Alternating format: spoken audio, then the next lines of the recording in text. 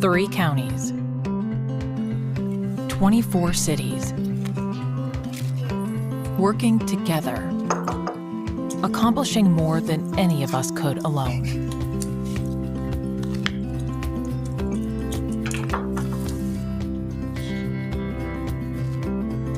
Whether your roots run generations deep, or you recently moved to Greater Portland, you are a part of Metro, the nation's only regional government elected by the people. Planning for the future, preserving what we love. Let's keep our region thriving for decades to come.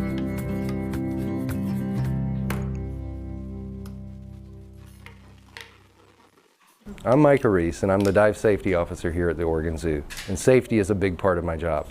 Some of the things we consider here is diver safety. I'm out here at the Oregon Zoo, and you're at the Metro Regional Center. The council chamber is located on the 3rd floor of this building.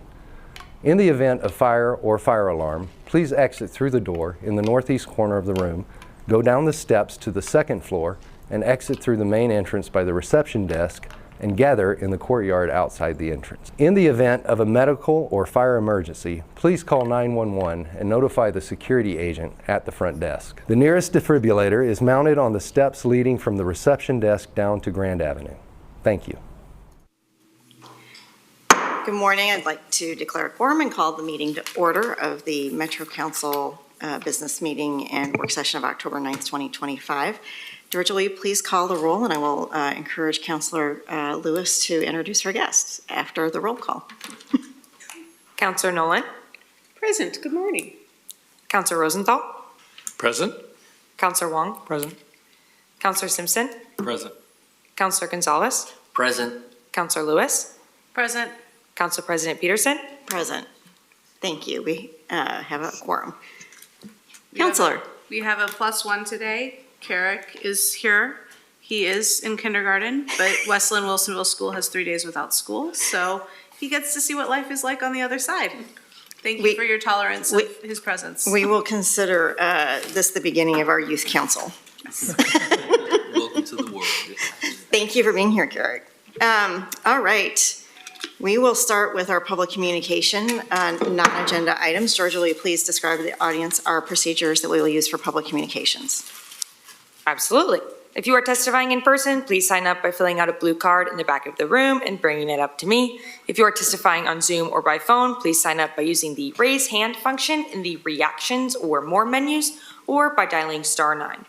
When it's your turn to testify, I'll call your name or phone number. For those on Zoom, click accept to be promoted to a panelist. Your Zoom window will close briefly before you rejoin as a panelist. You can turn on your camera if you'd like. Testimony is limited to 3 minutes, and the timer begins when you begin speaking.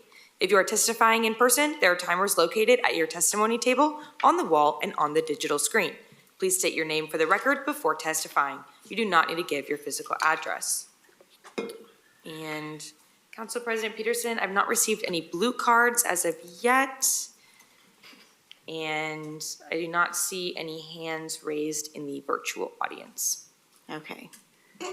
Giving it a moment. Seeing no one running forward, we will close public testimony on non-agenda items and move on to our consent agenda. Councilors, today we have 2 items on today's consent agenda: consideration of the September 25th and October 2nd, 2025 council meeting minutes. Do I have a motion on the consent agenda? So moved. Second. It's been moved by Councilor Simpson and seconded by Councilor Lewis. All those in favor say aye. Aye. All those opposed? The motion passes. Thank you. We'll move on to our presentation. Today we have one presentation during our council business meeting before we turn to a work session. Every year, the second Monday of October recognizes Indigenous Peoples Day. And to recognize Metro's continued commitment to recognizing this important holiday, we have staff from 2 critical agency programs with us today to share a bit about their work with tribes and Indigenous communities within the Portland region and the state. Our Tribal Affairs and Indigenous Community Liaison programs work closely across departments at Metro. We often see the results of this important work at council when they are woven into presentations on specific projects or community programs. Today, we'll hear an update from staff that is specific to the work they are doing to consult and engage with tribes and engage urban indigenous communities. I will kick it off to Katie McDonald, who can go ahead and introduce all the staff and the topic. Thank you. Thank you, President Peterson. Good morning, Council. Thank you for having us again to share about some of the important work that's been happening this last year in Metro's Tribal Affairs and Indigenous Community Liaison programs. For the record, my name is Katie McDonald. I'm the Tribal Liaison in our Tribal Affairs program, and I'm joined this morning by my colleagues Stephanie and Isabel, who are going to introduce themselves to you at the start of their pieces of the presentation. You likely recall that we came to you last year near Indigenous Peoples Day with a presentation on accomplishments that happened in 2023 and 2024. We're back today to catch you up on some of the ongoing since then through October of 2025. We have a lot of pictures on the slides again this year because there's no amount of words that could actually capture the full impact of what we're sharing with you today. And although we don't have any specific questions for you and aren't seeking any specific council guidance, we welcome any questions you might have and remarks at the end of our presentation. And also, y'all know I'm a yapper. They know I'm a yapper. I have a lot to share, and I'm going to talk really fast so I can try to jam as much into the first portion of the presentation.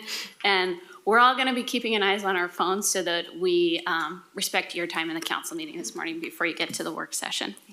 So, what is Metro's Tribal Affairs program? A quick refresher in case we have folks online or in person who aren't familiar. We have a special guest who's never got to hear about our program before. So Metro's Tribal Affairs program is a distinct program and body of work that's housed in Metro's Government Affairs Office, where we lead government-to-government consultation with sovereign tribes who have historical and contemporary connections to what we now know as the Greater Portland area.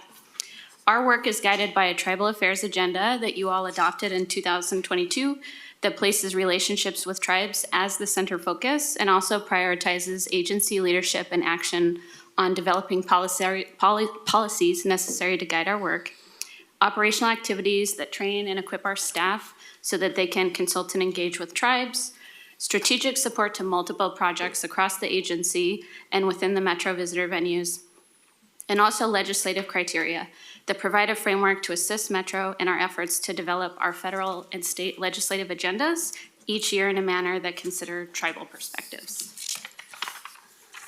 Presently, our Tribal Affairs program has 3 staff positions, 2 tribal liaisons in the Government Affairs Office, and then 1 cross-departmental position, our tribal planner, Stephanie, who's embedded within Parks and Nature. She's going to share more about the work that Parks has been doing mid-presentation this morning. I also want to acknowledge Isabel's program and the Community Education and Stewardship Program. Got some folks in here from that program. They're important contributing partners to help deliver select priorities that tribes share with us. They're in a next outer layer of relationship and connection to our Tribal Affairs program. And a future Metro-wide archaeologist that's going to live in the Capital Asset Management Division, Ryan's here, is also going to be an important contributing partner in our team. We can go to the next slide, please. So each day, our program provides internal liaison support to staff across all departments and venues at Metro.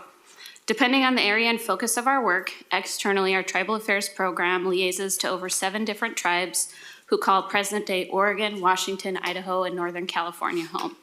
We also work regularly with Tribal Affairs programs situated at the City of Portland, Multnomah County, with the Governor's Tribal Affairs Director, and with multiple state agencies, including the Legislative Commission on Indian Services, the State Historic Preservation Office, and the Oregon Department of Transportation. I mentioned in the previous slide that tribes are at the center and focus of our work, and shown on this slide are, can we go to the next slide? I'm a slide behind. Shown on this slide now are some of the key values and principles that guide what we do every day. We've spent some extra special and focused time this year actually focusing on that last bullet, respect, reciprocity, relationality, and relevancy, to make sure that every opportunity that we bring forward for consultation with tribes are respectful, are reciprocal, and provide mutual benefit to each of our respective governments, are rooted in that relationality, keeping tribes and the relationships with them as our center focus, and are relevant to the tribes and the respective interests that they've articulated to us. We can go to the next slide. In addition to our work with tribes, the Tribal Affairs Program also globally supports the agency's relationships with over 15 Native community-based organizations and leadership bodies in the greater Portland area. We've benefited greatly from the hard work of Isabel, who set us up for success to grow and care for these relationships at a global scale for the agency. And Isabel's going to share some more about her work also later this morning.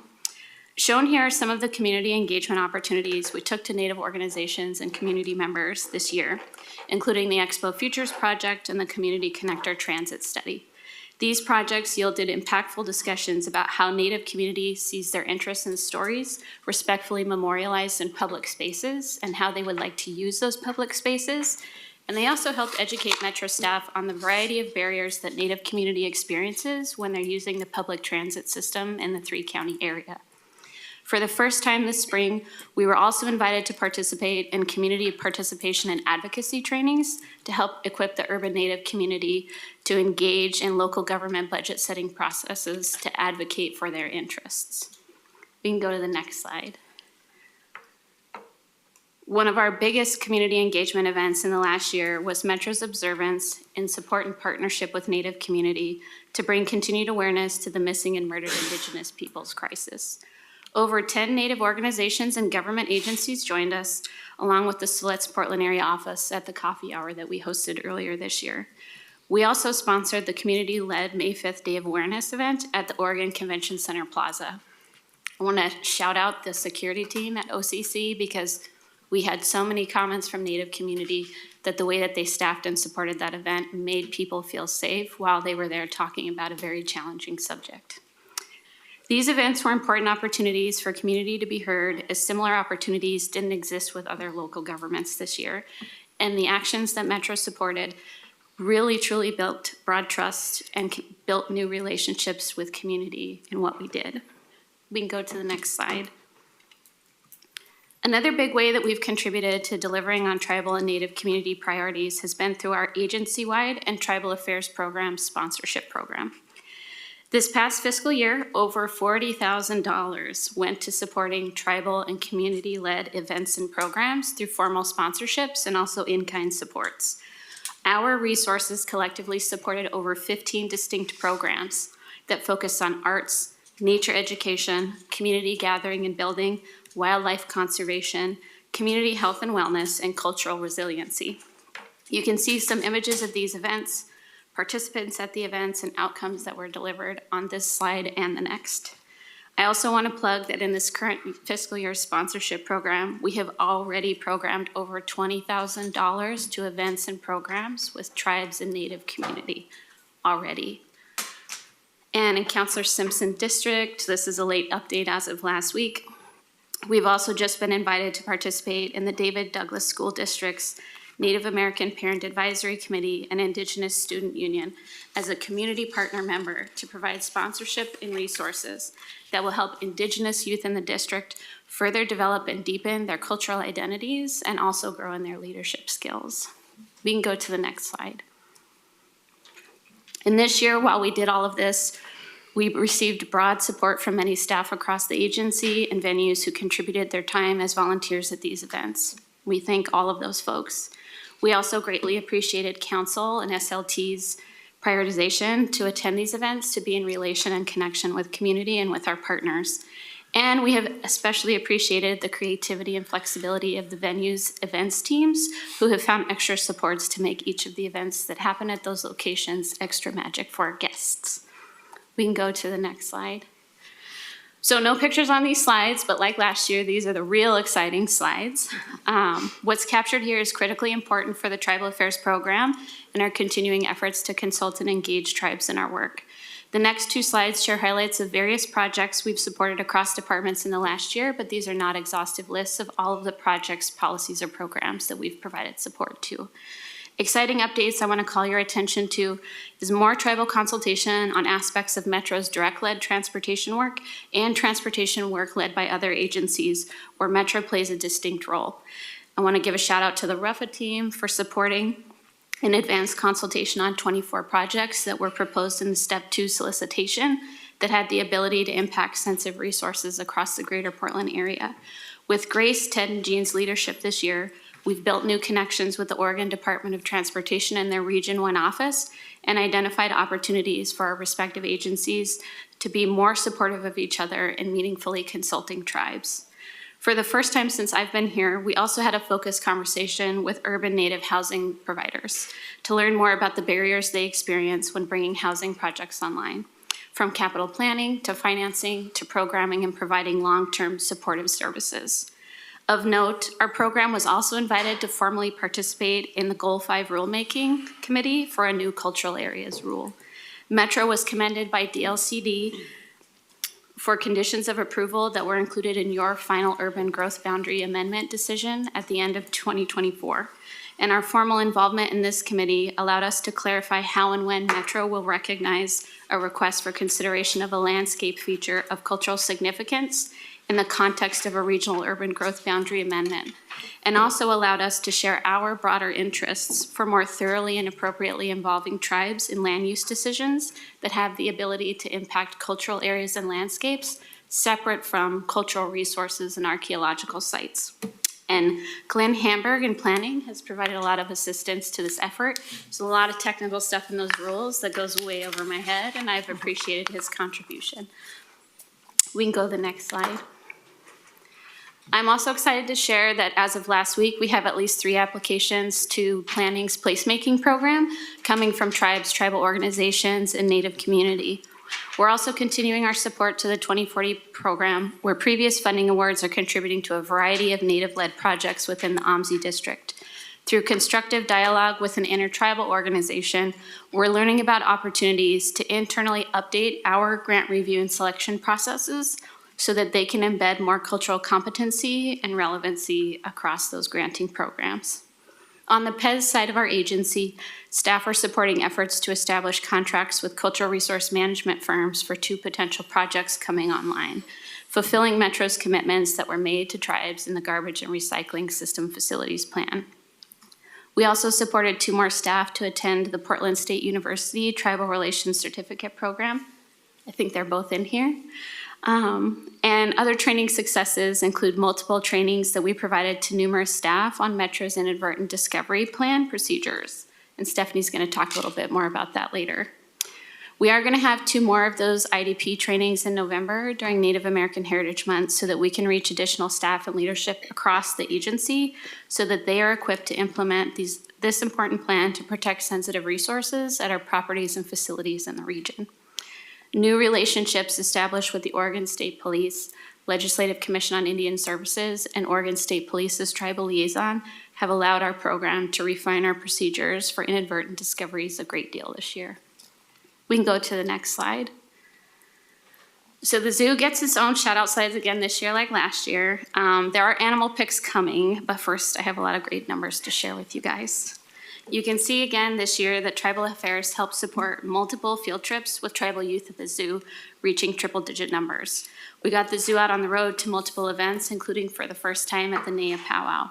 And very, very exciting, we have for the first time ever local Pacific lamprey who are on an extra special staycation at the Oregon Zoo.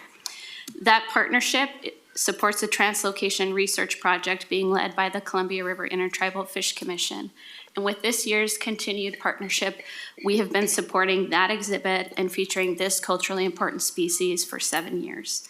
Another big win just earlier this summer was the zoo's support to CRITFIC to receive a $49,000 research grant from the First Nations Development Institute to support that lamprey translocation research project. We can go to the next slide. Other successes at the zoo include focused IDP trainings for zoo staff that are going to support the large upcoming campus improvement project. This is a big first for the zoo and a training series that we plan to grow with their staff, partnering with their racial equity and engagement program. We also have multiple new relationships this year. Zoo conservation and education programs reach new partners, including tribal programs, a tribal language immersion school at Grand Ronde, and partnered for the first time with the Miss Indian Northwest organization, where program participants have the opportunity to act as ambassadors for the zoo's tribal conservation projects and also the zoo's non-lead hunting advocacy program. Our program helped distribute over 400 general admission and Zoo Lights tickets this last year to directly address the primary barrier that we hear from tribes, Native community, and individual community members that ticket prices are cost prohibitive. Our ticket distribution reached the Native Wellbriety and Recovery community, reached tribal education programs, tribal youth councils, Native community organizations, and the people they serve, among others. Especially important and also continuing for the second year this fall and early winter, the zoo also supported multiple tribal youth and families through their first kill, a very culturally important milestone in a young person's life within their family and their tribal community. And we were able to do that in a way that encouraged and fostered the use of non-lead ammunition. Hannah and Leland on the zoo team did a wonderful job and are continuing to provide very responsive and helpful support this year. We hope to have Indigenous-led storytelling on this project to share with you and the public about that later this year. We can go to the next slide. Okay, so 2 pictures with animals. You can see Baby Tula if you really squint at that picture in the upper left-hand corner. And I think lamprey are cute, the cutest animal there at the zoo. But there are also a lot of photos of great people here too for everybody to enjoy. I think we can stay here for another second or two, and then Georgia, we can go to the next slide and Stephanie will pick up the presentation. They're about to sing.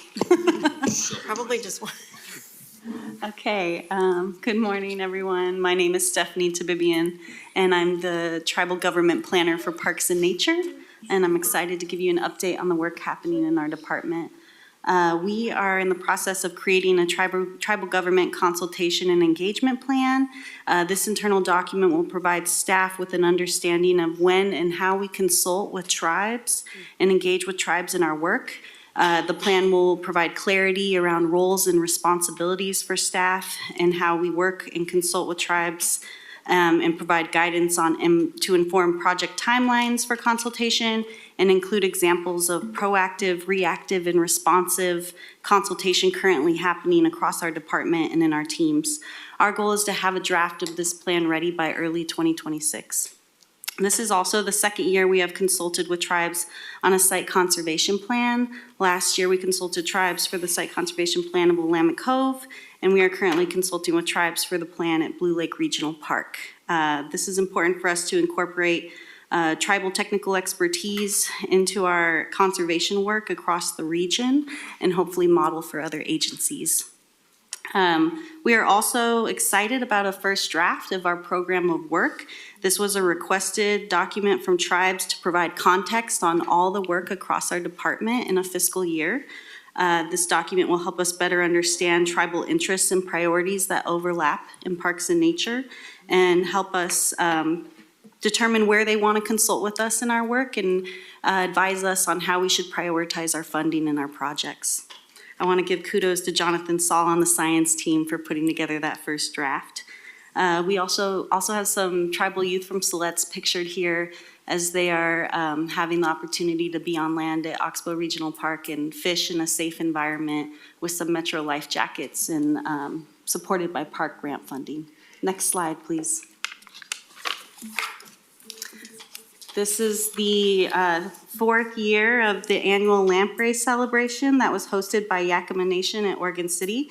We had several Metro staff participate and support and volunteer, over 20. And we supported the event with setup, serving food, ensuring the event ran smoothly in any way we could. We tabled with the zoo. Parks and Nature had several members helping wherever they were needed, and there was over 1,000 attendees this year. Thankful that Tribal Affairs was supportive and Metro sponsored this event. Next slide, please. We wanted to provide an update on the Land Back in Parks project. Katie shared about this multi-generational, intergenerational project where we're gathering tribal perspective pertaining to the land back movement. This is supported by our conservation team, particularly Dan Moeller, interested in hearing from tribal voices from youth, adults, and elders.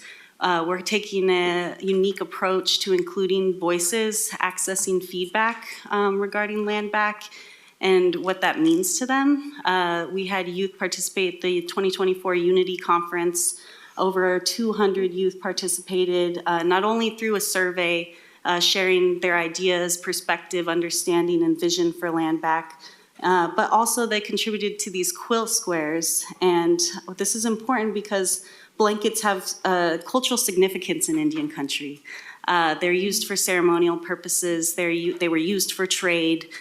Quilting came into practice when we were confined to reservation boundaries and we couldn't hunt. And so it's exciting that we are using this practice to include voices that typically are not heard in our planning work. We plan to showcase this quilt in the lobby during Native Heritage Month next month. We invite you to come down, engage with it, and see what they're telling us.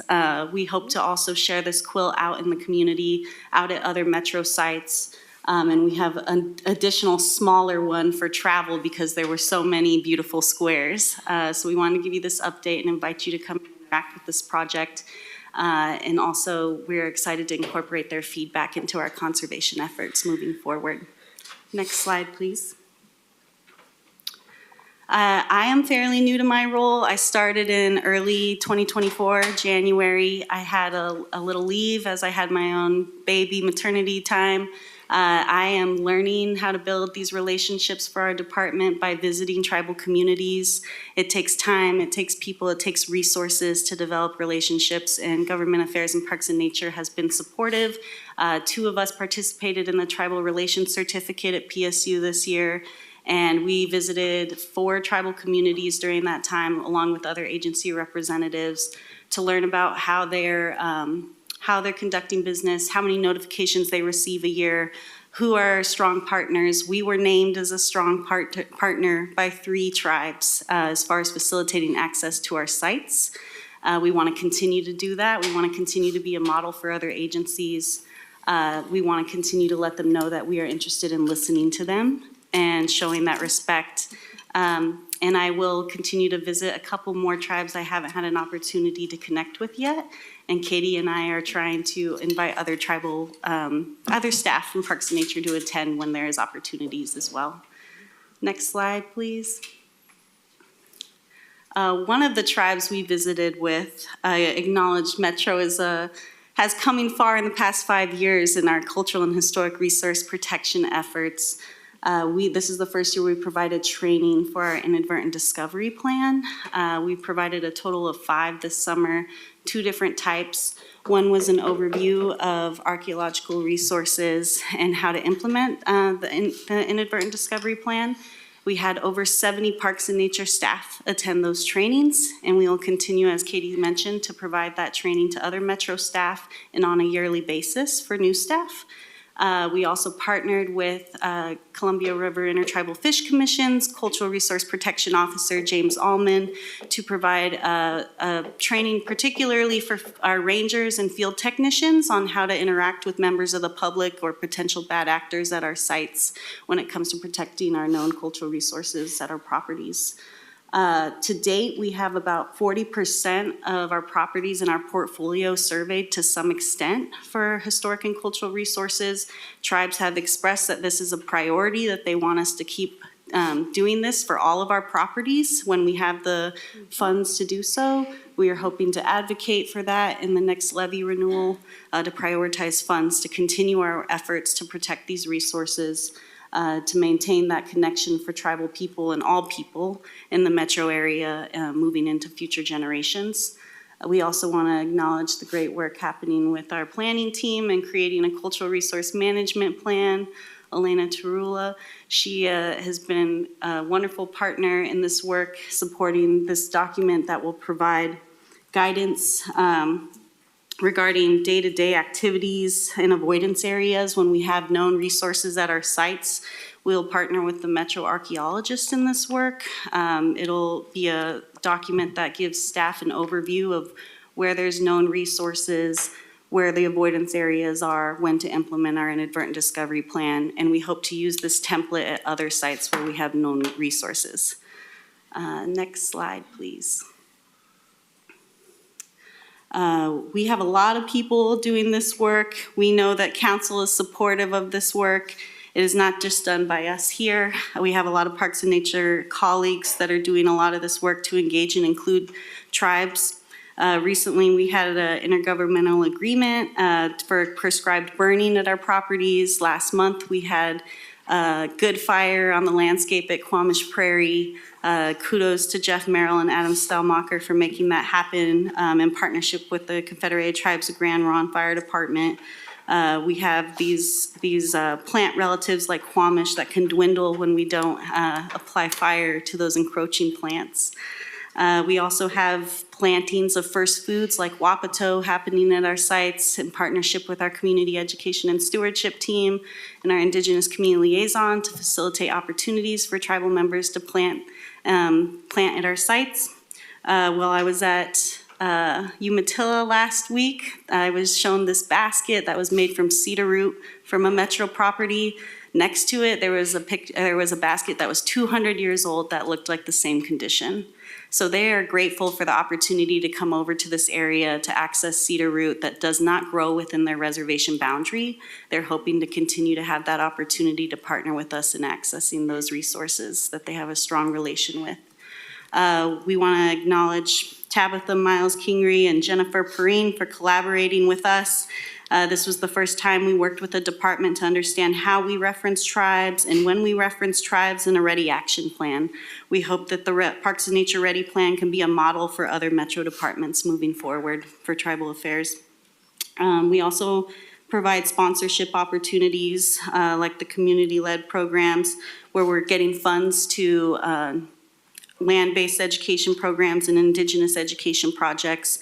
Like funds were provided this year to the Portland All Nations Canoe family to host a weaving conference with youth, adults, and elders. There is so much work happening, so many more people I could mention, but I don't have enough time.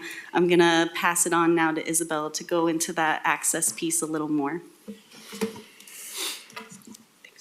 Good morning, everyone. Thank you for having me today. As mentioned, my name is Isabel LaCourse. I'm a descendant of the Colville Confederated Tribes and grew up in Portland as a member of our city's large and diverse Native community.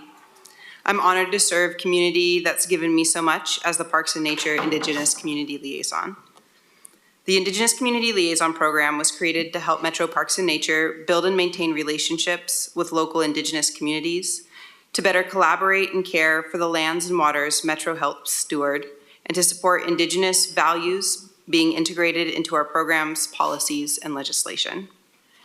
This work is about more than consultation. It's about relationship, reciprocity, and making space for Indigenous people to be present on their homelands in ways that are meaningful and self-determined. Over time, this program has become a bridge, helping Metro staff, tribal partners, and urban Indigenous community find ways to work together rooted in trust and respect. To prepare for this presentation, I asked community members to reflect on the Indigenous Community Liaison Program. Throughout these slides, I'll share some stories and their reflections.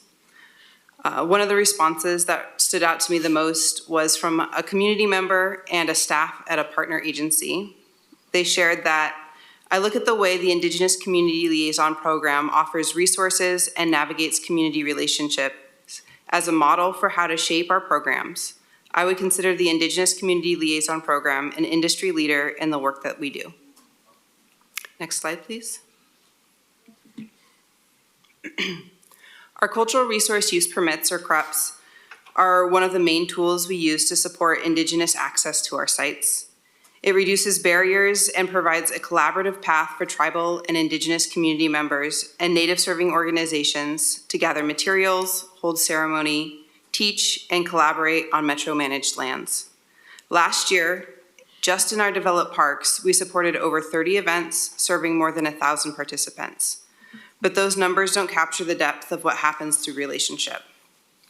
One Two-Spirit community member shared that through the CRUP process, they were able to safely gather materials needed to build a sweat lodge here in Portland.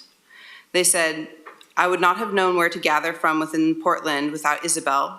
I wouldn't have felt safe to take other community members out without knowing Metro staff had been informed of what we were doing and when. This gathering became the foundation for a Two-Spirit-led ceremonial space, a first for many who participated. It means being connected to culture in a completely new way, they said, to make a space for more Two-Spirit and urban Indigenous people to have access to ceremony. Krups are not just about access, it's about safety, belonging, and the return of ceremony to place.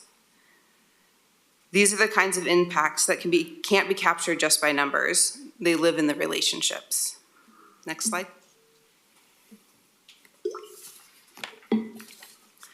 Traditional use and access aren't just about permits or permission. They're about the restoring a right relationship to land. Many Indigenous people in Portland area have had to hide or limit cultural practice for generations. This program is helping shift that by creating conditions where Indigenous people can gather, teach, and tend without fear. I was recently out with a community member gathering plants for medicines. Partway through the day, they stopped and shared, "This is the first time I've ever been out to gather without fear." They had been doing this work for years, often in service of their community, but always under the weight of uncertainty and risk. In that moment, they said they could finally be present and whole while doing their work. These moments, supporting community members in being able to gather without fear, to be their full selves and practice their culture in joy, is what this program is really about. It's about safety, sovereignty, and healing. Next slide. Quamash Prairie is a place where these relationships come to life and is the foundation of our journey working with the greater Portland's Indigenous communities. For over a decade in the spring, community members come to gather and harvest camas and celebrate the once abundant traditional food that sustained our ancestors since time immemorial.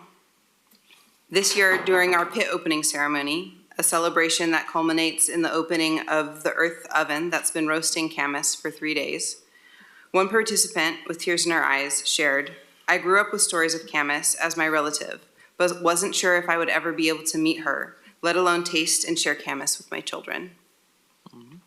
This year she did. She came to Quamash Prairie for the first time and left with her hands, heart, and family full. Another grandmother reflected on the deep generational impact of this work. She said, "My grandchildren will never know a time when they couldn't access, tend, and have a relationship with these plants and places. Where my generation had to learn in secret, this generation will never know the pain of disconnection." These stories show what's possible when we create space for Indigenous connection to land, when we don't have to hide, but we can live openly, joyfully, and in deep relationship with the land. Next slide. Salmon Homecoming at Oxbow Park is one of the strongest expressions of community partnership we host each year. With approximately 3,000 participants annually, we hope you can join us this year on October 18th and 19th from 11 a.m. to 4 p.m. each day. Salmon Homecoming is a celebration of our salmon relatives, an opportunity for Indigenous and non-Indigenous communities to come together to learn and reconnect. An elder and a mentor shared that the Indigenous Community Liaison Program has built relationships of trust and respect as we welcome salmon back to Oxbow Park. They said, "Working with deep understanding of the land as an Indigenous people is foundational to moving forward together, to share our skills and cultural knowledge." They went on to say that the stories, food, and people help their family, including their grandchildren, see how we're all connected. A staff member from Portland State University's Indigenous, Traditional, Ecological, and Cultural Knowledge Program, ITEC, shared that Salmon Homecoming supports their students, many whom are urban natives, in connecting with local Indigenous community and celebrating in a culturally significant space. They described it as an irreparable experience. As educators, the ITEC team shared this opportunity with urban Native students at PSU, giving those who aren't always able to celebrate in culturally significant spaces the chance to do so. This event continues to grow as a space for connection, visibility, and relationship. So, the Indigenous Community Liaison Program helps Metro move from managing land for people to caring for land with people. Each story shared today shows what becomes possible when we make space for relationship, trust, and belonging. The outcomes can't be measured only in permits or attendance numbers. They live in the moments of reconnection where people feel safe, seen, and truly welcomed on the land. I'm deeply grateful for the community members and staff who make this work possible. and to the council for your continued support in creating space for these relationships to thrive. Thank you. You can go to the last slide, and this is just our wrap up, a couple more cool pictures before we hand things back over to you, President Peterson. Thank you. Wow. There's a lot in there, and a lot of meaningful work, so thank you. I could see how you could go on for a lot longer, so thanks. Counselors, any questions, updates? I guess I just wanted to ask Katie, just for the record,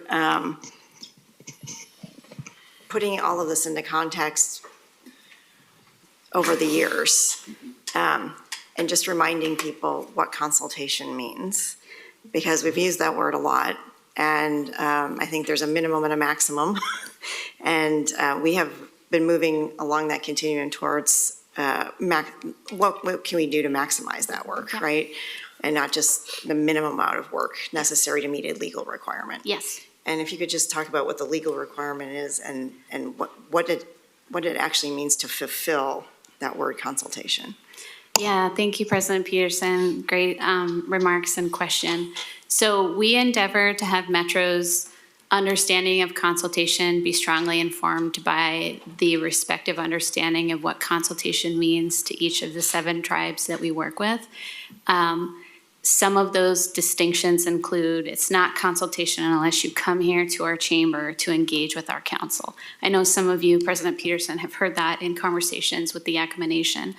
Other tribes define consultation as a meaningful discussion, dialogue, and mutual exchange of whatever the issue, the topic, or the matter is at the highest level of our respective governments.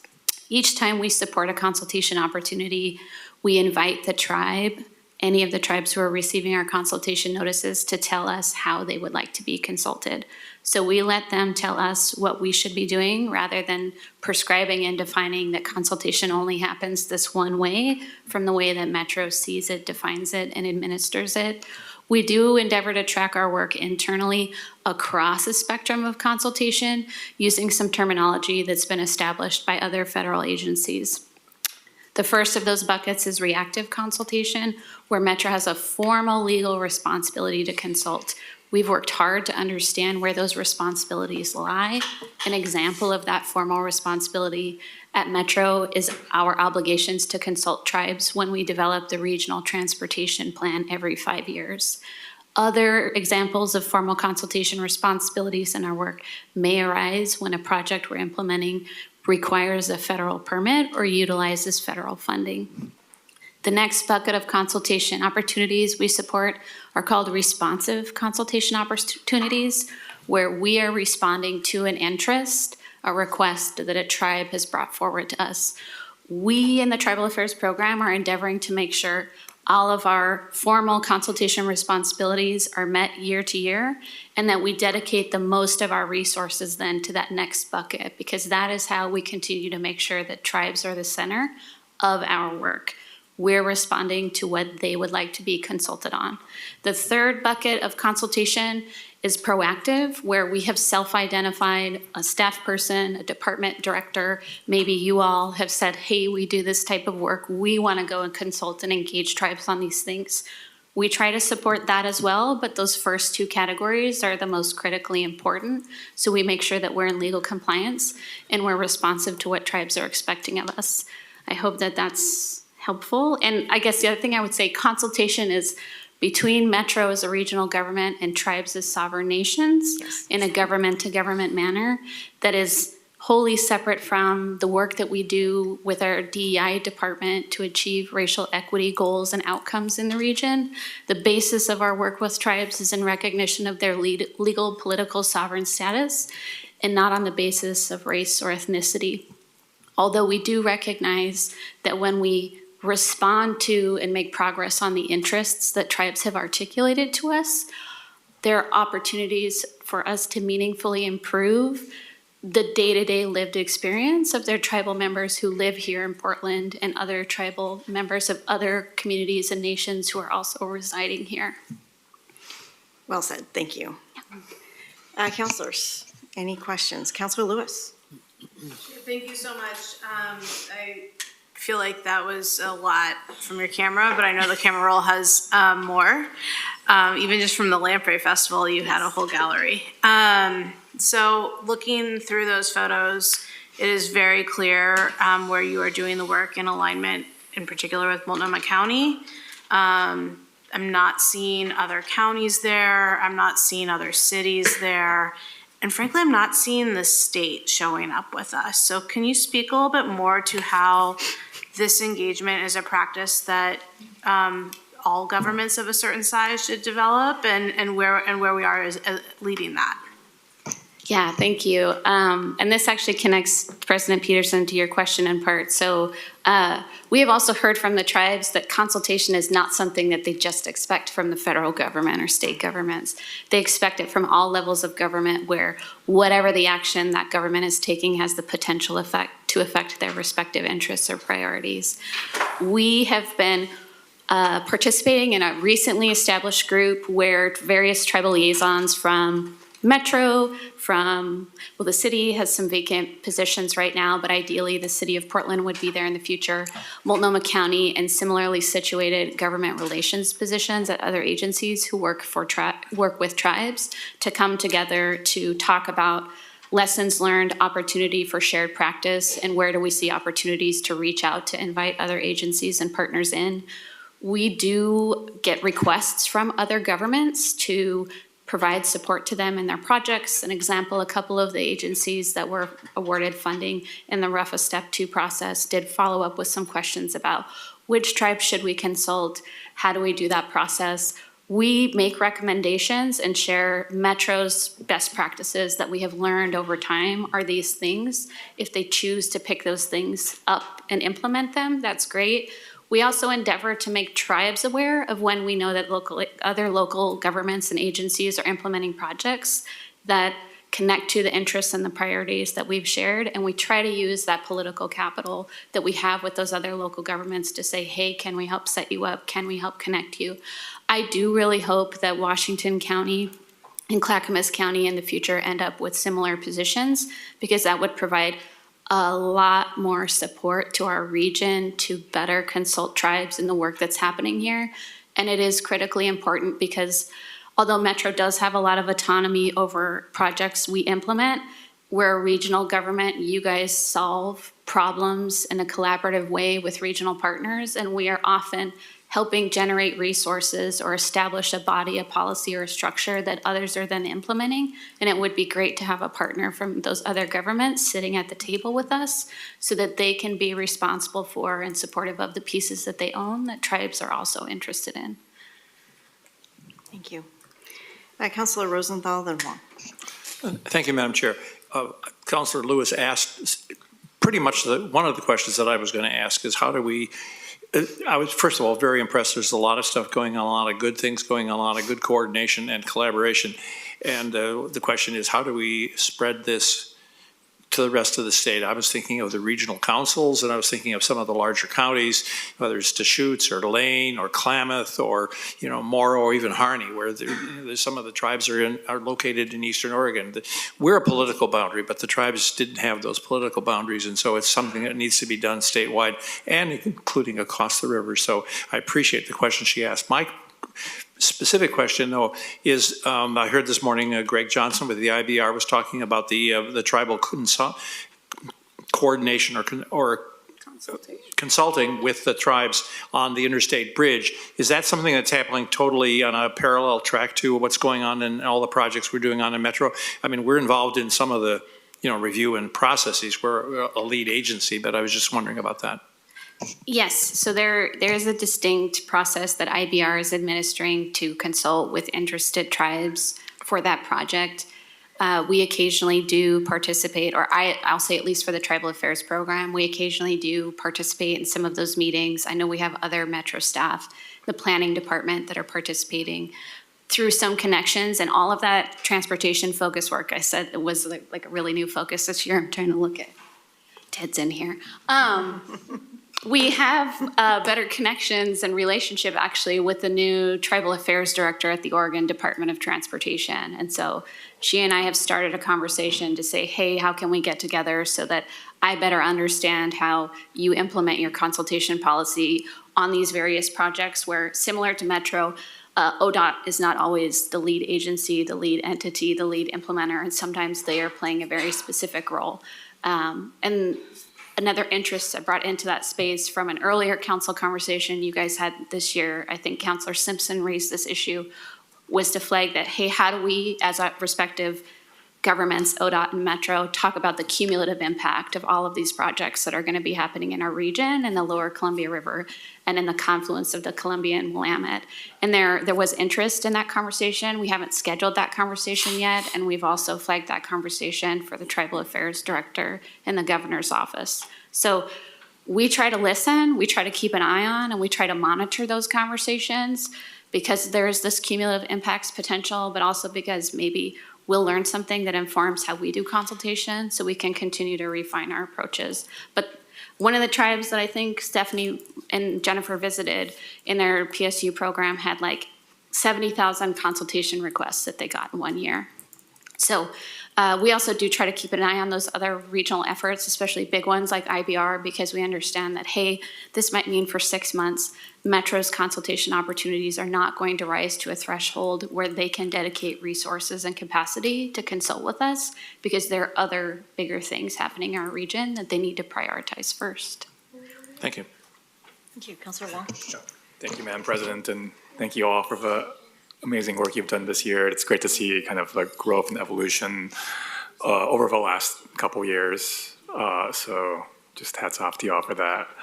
Kind of continuing on the questioning of, roles of various governments, I'm wondering if you can speak to kind of like the changes at the federal level in their interactions, with tribes across the country. And, given those kinds of changes, what can Metro do to step up, in any sort of role or capacity?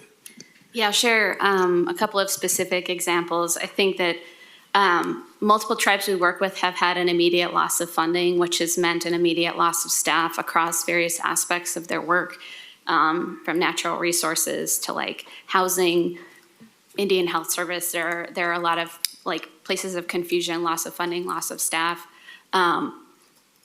Personally, like my tribe, they just took our superintendent away. So now our tribe is having to operate with a superintendent we don't know in Idaho. So there's been a spectrum of impacts that have happened to tribes. A few examples that have been shared with us. One of the tribes is in a place of, okay, we don't have funding that we know we can count on to support some of these really important cultural education programs that we want to offer through our Portland area office. They turned to us and they submitted an application last week to the Community Placemaking Grant Program because that was an opportunity that we could share with them that's relatively low barrier, and they jumped on that opportunity to see if they can get some additional funding and support from Metro. So one thing I think we can do is emphasize making tribes more aware of the respective granting resources that we have when and where we might have a program that might align with a loss of funding that they've experienced. Another example that was shared with us was the Army Corps of Engineers actually adopting a new set of special emergency operating procedures for energy-related projects that were on a list that the administration established earlier this year. In those special emergency operating procedures, the Army Corps took away minimum thresholds for consultation notice timing and actually shared with tribes that we're going to determine what the timeline is that you have to respond to these consultation opportunities ourselves on a case-by-case basis within projects. A tribal staff person who's a manager of a program said, so that means they might send us something that would take us 6 months to work on that we have to turn around in 2 weeks. So Metro, how do you have an opportunity to extend your consultation timeframes so that we have more time to respond to what you are doing, given the fact that we are experiencing reduced consultation timelines with federal government partners? So that's another space and opportunity where we have the opportunity to pivot our program, and we've had some conversations about how do we create or extend those minimum timelines that we embed into our programs with various staff and departments when they're consulting with tribes. Other Another big loss was the current administration rescinding the Resilient Columbia Basin Salmon Agreement, which was a partnership between Oregon, Washington, and 4 Columbia River Treaty tribes. That's a significant loss.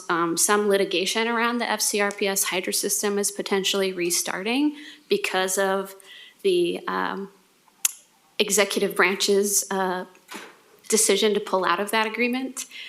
It connects to our parks and nature work in a lot of different ways because we are an agency that is continuing to fund the restoration and conservation of critical habitat and critical habitat corridors in the lower Columbia River and the Willamette Basin, where those ESA-listed species are utilizing habitats in our service area. So there's an opportunity for us to continue that work. And like Stephanie mentioned, through the program of work, actually say to tribes, hey, here's what we have planned, like making this up for 100 conservation projects that are happening this next fiscal year. Tell us which of these is the most important to you. So I think those are 3 clear examples of how the federal changes connect to our program. Thank you. And if there's opportunities for us to step up and support more, I hope you'd bring that to leadership Yes. and council. Definitely will. Thank you. Great, thank you. Any closing comments?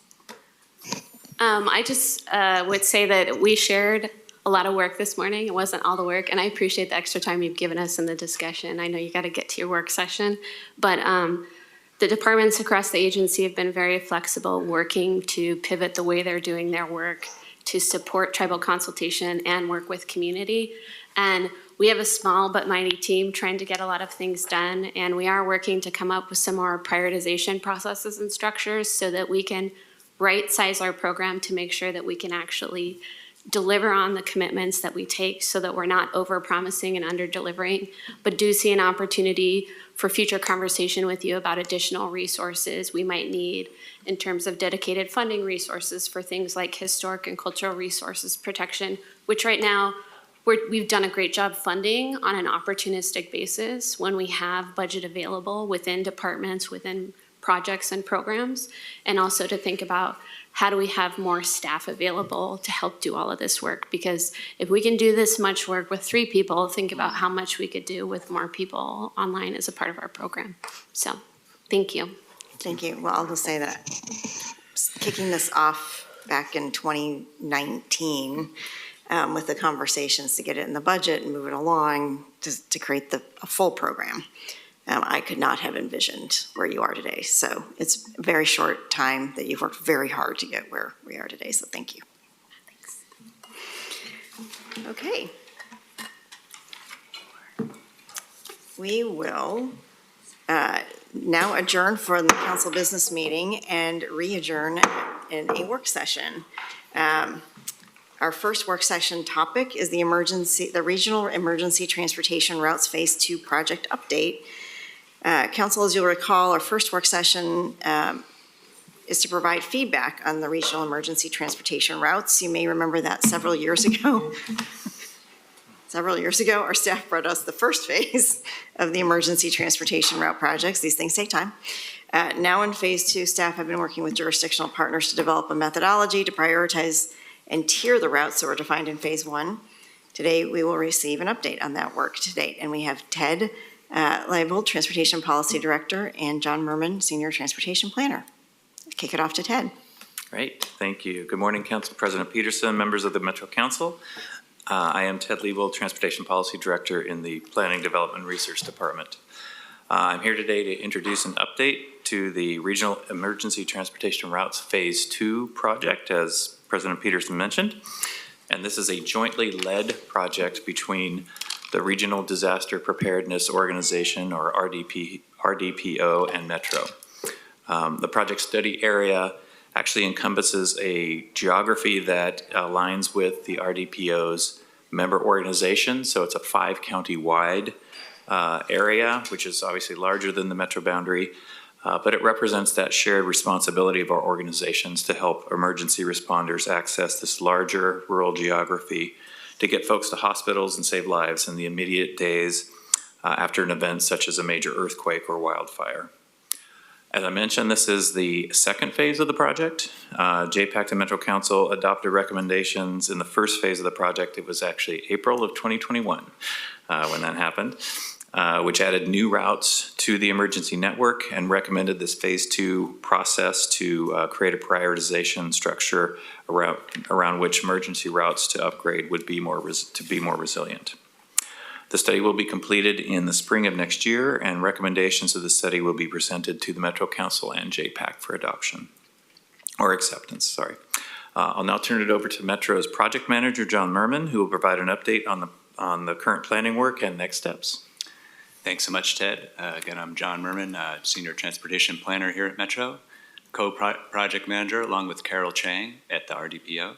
I provide the council a briefing at the start of phase 2 in 2024. Today I'll give an update on our progress, and I will be coming back in March with a final report. Next slide, please. Start off with a little bit of background on the project. First, next slide, please. Defining what emergency transportation route is. These are priority service roads targeted during an emergency for rapid damage assessment, debris clearance or repair, life-saving and sustaining response activities. Designated an ETR also factors into the long-term maintenance and investment decisions of their owners. We would like to see these routes get more resilient investments so they become more resilient over time. Next slide, please. Share a little bit of history on this work in the region, starting from the far left. Significant work started in the mid-1990s. Emergency lifeline corridors were designated, those 6 routes shown on the map. Metro formed and facilitated a regional emergency management group made up of a combination of elected officials and emergency management planners. And their work focused on emergency response, preparedness, and earthquake hazard mitigation. A couple years later, the map in the middle was created. The same group identified the first regional emergency transportation routes, which was a broader network than those original lifelines. Used relatively simple criteria to define this network, routes that were owned by the state, relatively flat, low landslide potential, and served a major population center. And then if you flash forward about 20 years or so, there was renewed interest in this topic, and the Regional Disaster Preparedness Organization, which had formed in the interim period, approached Metro about jointly leading an update to the regional emergency transportation routes. So phase 1 of that work expanded the analysis to a 5-county area, as Ted mentioned, much broader geography going into rural areas that Metro typically doesn't plan for. Considerations used as part of that defining of the network was connectivity and access to important regional facilities like hospitals, connecting to state and local emergency transportation routes, the resilience of a route to multiple natural hazards, and as well as equitable access to vulnerable and isolated communities. Next slide, please. So a little bit more about this project. Phase 1 was led by Kim Ellis at Metro and Laura Hansen at the Regional Disaster Preparedness Organization. It added about 89 new routes to the network in 2021, and then that map was then added to the Regional Transportation Plan in 2023. Phase 2, what we're working on now, focuses on prioritizing and tiering those routes that were previously defined. It's important to mention what's out of scope in this work because resilience and emergency transportation are very broad topics. We're not developing a regional evacuation plan or a regional recovery plan, not establishing operational guidelines, and we're not making any funding decisions as part of this project. The graphic on the right shows you that emergency transportation routes are one piece of a broader efforts going on at the local, regional, and state level relating to resilience. Ultimately, this project is about helping to get emergency responders in to provide access to people who need medical care, fuel, and supplies in the first few days after an event. The ways that we see this project being used reaffirms the role and importance of resilience projects, as I've mentioned, makes recommendations to update the map and policy language related to this topic in the next regional transportation plan, and it informs which routes should be evaluated, cleared, and opened first in a disaster. Next slide. So a little bit about our approach and timeline. Next slide, please. So we've been engaging with a project work group every quarter. This is transportation emergency management folks from all around the 5-county region, small but targeted group, about 15 to 20 people. We've been looking at them to help guide the project along the way. We've also held technical and community workshops to help develop and refine our prioritization criteria, and we've been doing briefings to technical and policy groups, both at Metro, which I'm handling, and the RDPO, which Carol will be presenting at. Next slide. So in terms of the timeline, we're getting close to having a finalized tiered map. We've completed our first 2 sets of technical and community workshops. We've got 1 more set coming up in this next month. Our map should be settled down in November, and then we'll head into a winter and spring acceptance process, asking JPAC, Metro Council, and the Southwest Washington RTC Board to accept the project findings for consideration in the next regional transportation plan. Next slide. So what did all this engagement create? This is a draft criteria for tiering the routes that was developed through all the engagement. I'll walk through it at a high level, starting with the category of life-saving and life-sustaining criteria. So routes were awarded points if they provided access to hospitals, police stations, fire stations. Next category of connectivity, routes that connect to state lifeline routes, routes that themselves are arterials or highways were awarded points. Next, public works, so connecting to water treatment and distribution sites, fueling centers, and other public works facilities. And lastly, other important destinations in emergencies such as airports, debris management sites, and emergency operations centers. Next slide, please.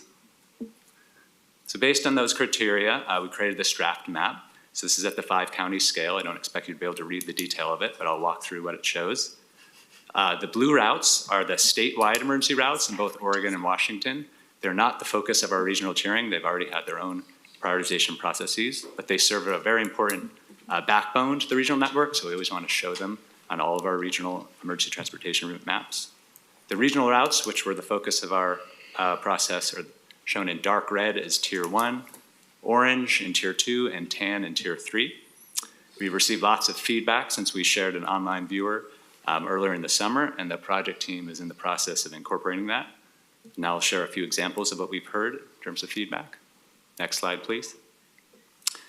So we want to ensure that the Tier 1 routes form a connected grid that is more evenly distributed across the region.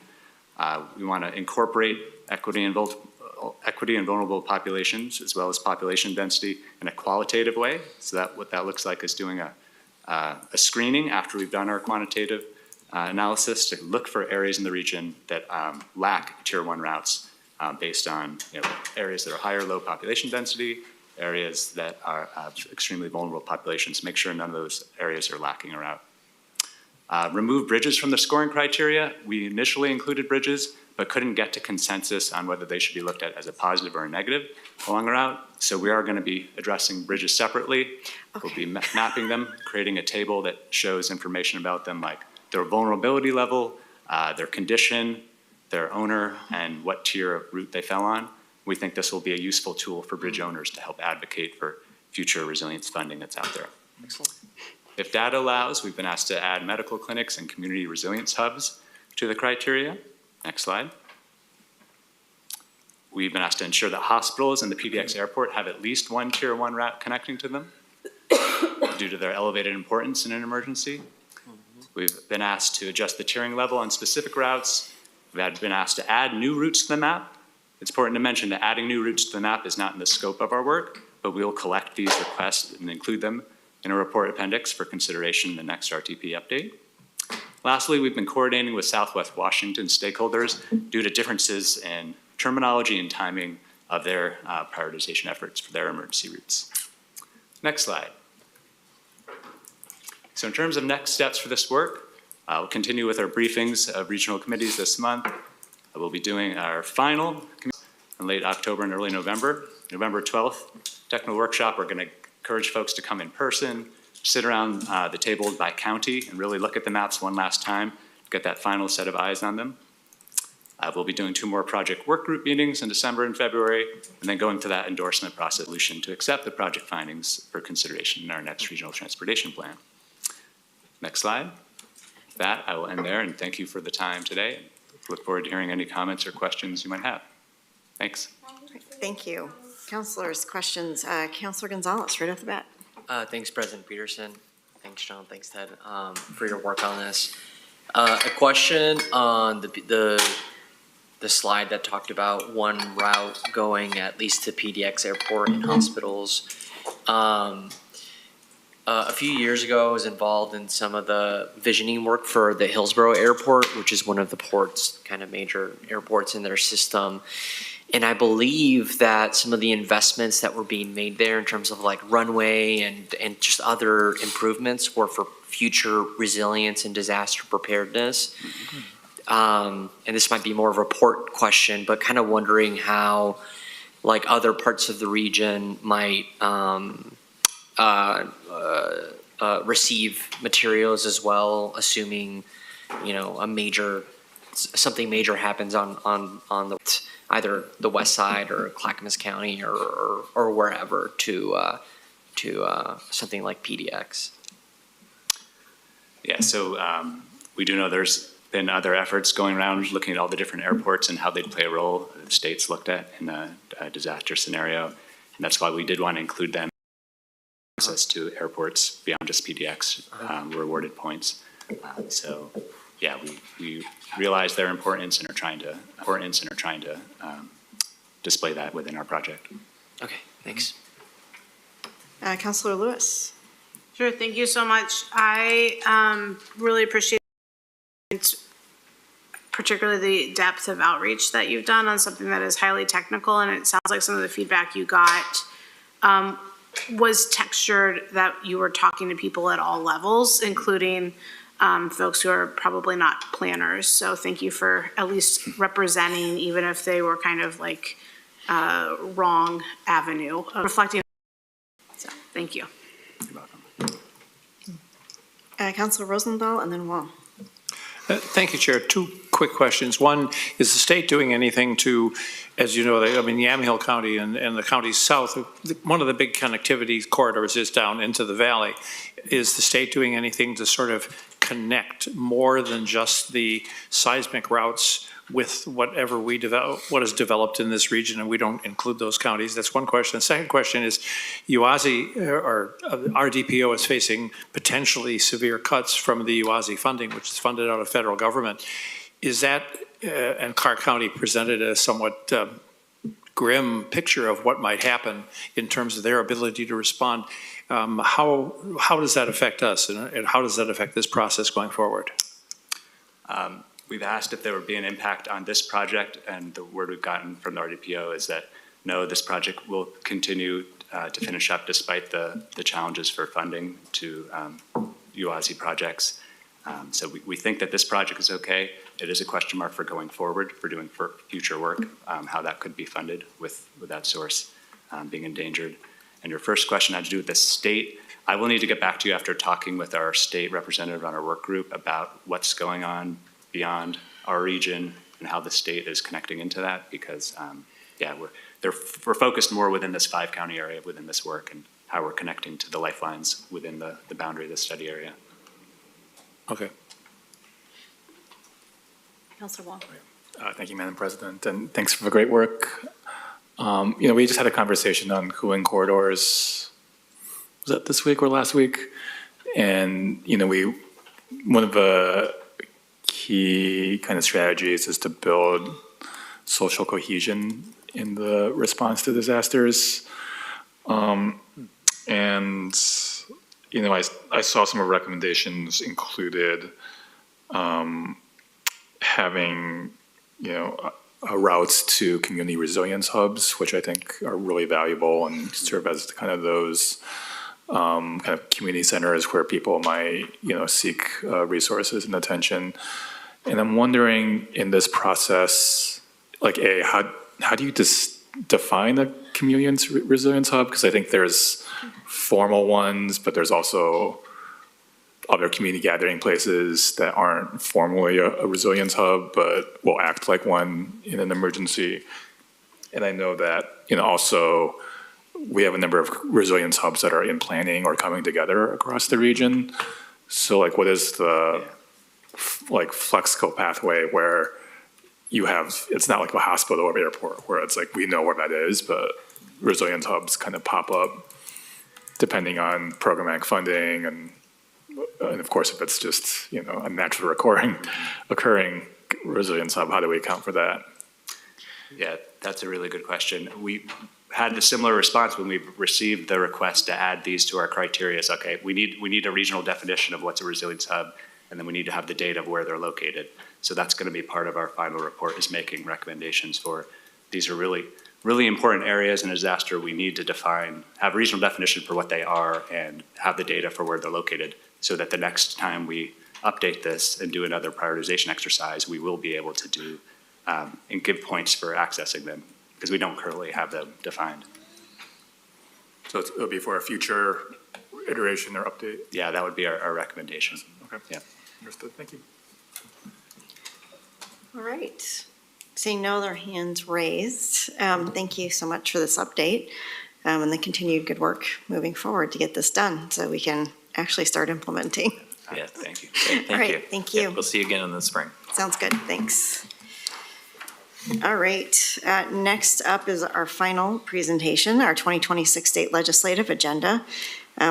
Councilors, as you know, our government affairs staff prepare a legislative agenda each year and a list of legislative principles based on council priorities and values. Today's presentation is our first discussion on the 2026 short session before we begin the work of detailing those guiding documents. I will turn it over to Annalisa Curler, Legislative Affairs Manager, and Kyung, thank you, Park State Legislative Affairs Advisor. Both are here with us today. Thank you. Thank you so much, Metro Council President. Good afternoon, councilors. For the record, Annalisa Curler, Legislative Affairs Manager. And Kyung Park, your State Affairs Advisor. As Council President mentioned, we are here today to talk to you about your state legislative agenda. It is the first of likely 3 sessions before you formally adopt your legislative agenda. Our presentation today, we are planning to do some table setting, just walking through what, kind of the dynamics that we're anticipating for the short session, some of the things that have happened in the legislature since we were last before you, and kind of just building the framework for what we anticipate will be before you for a short session. And then we are going to talk about your legislative agenda.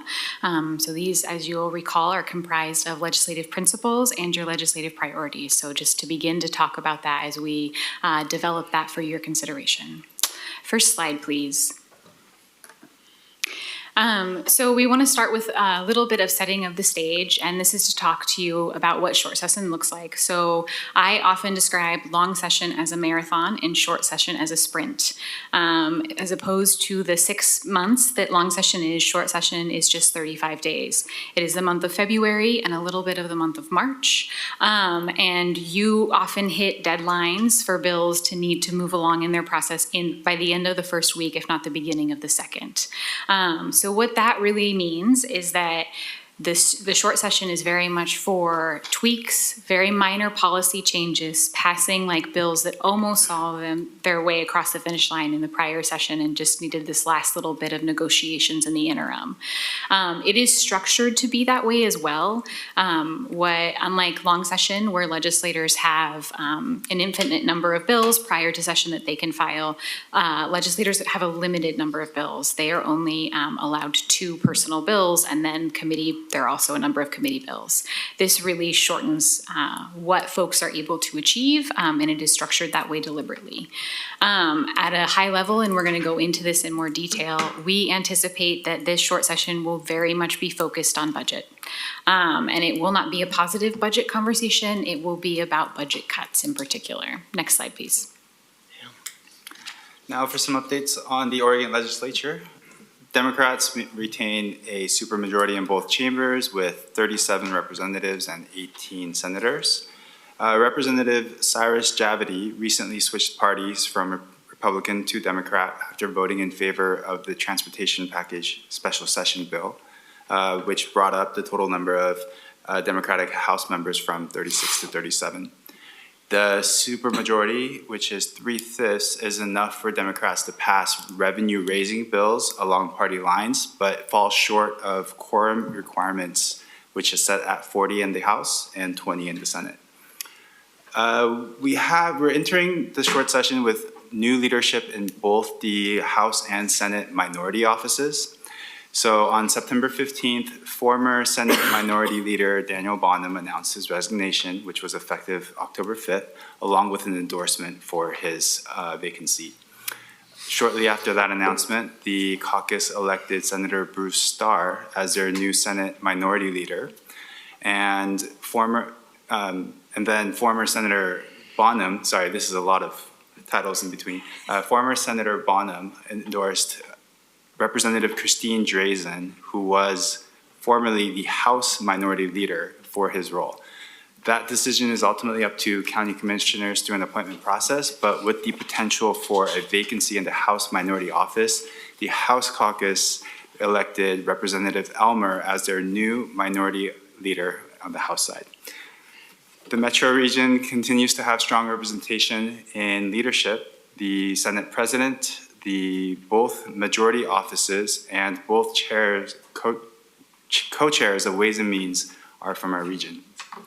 Lastly, the 2026 elections will definitely have an impact for short session.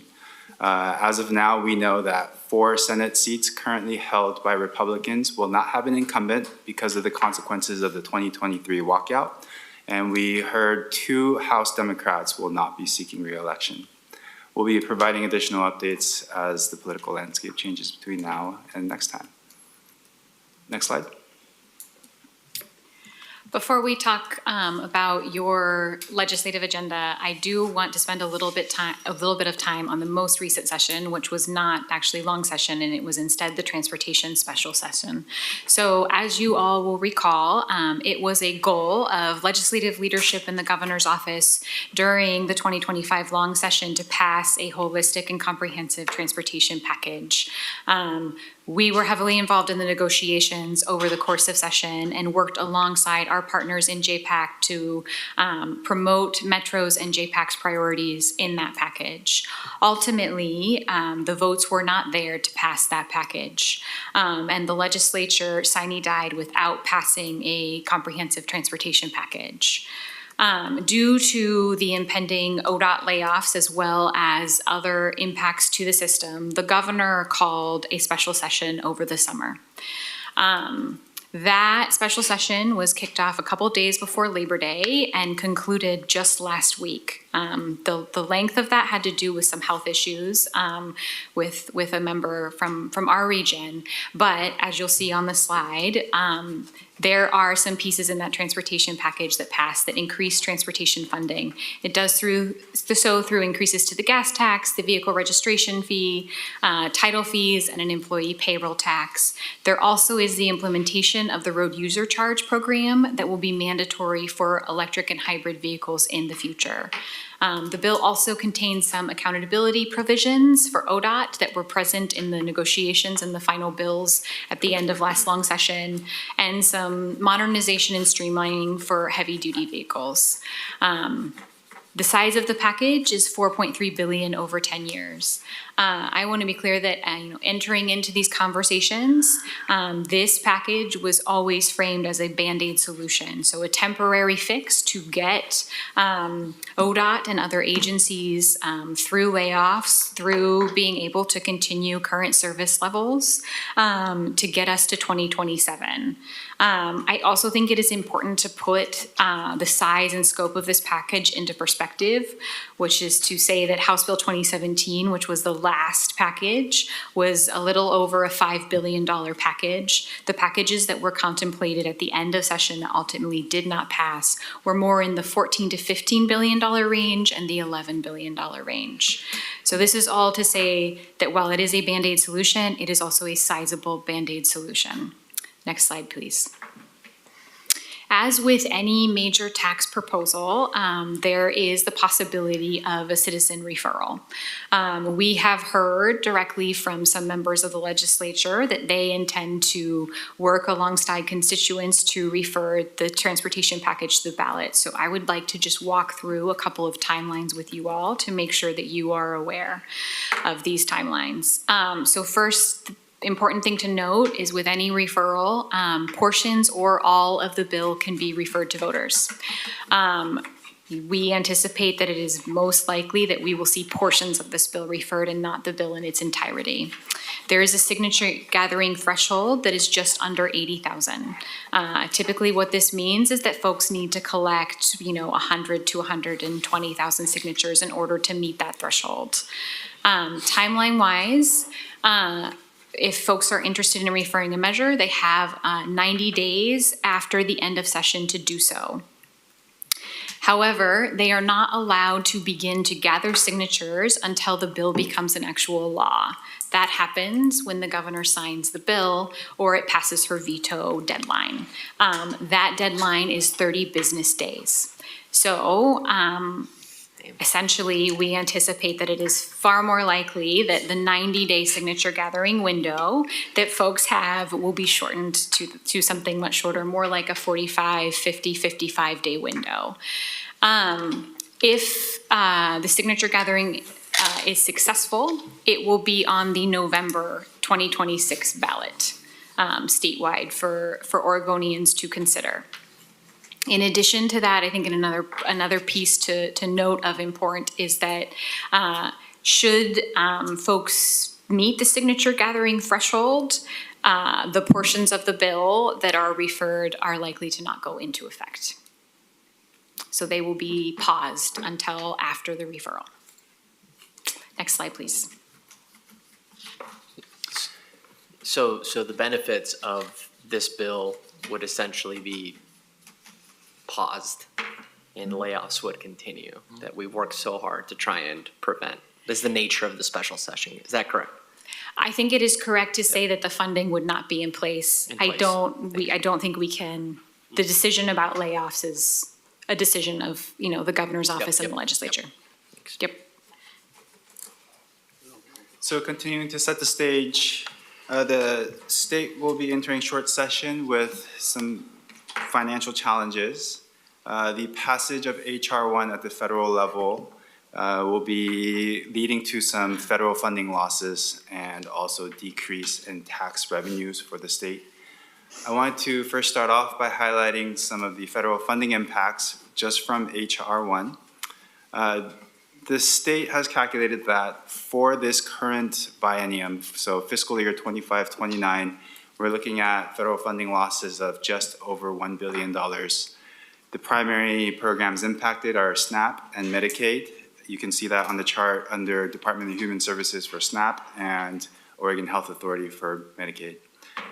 In future biennia, for 27 and 29, that impact increases to 5.7, and you can see a sharp increase to Medicaid. And those increases continue on into the future to 8.4 for the 29-31 fiscal year. In total, we're looking at about a $15 billion loss of federal funding over the next 6 years for the state. Next slide. Excuse me, Madam Chair? Yep. Just clarification.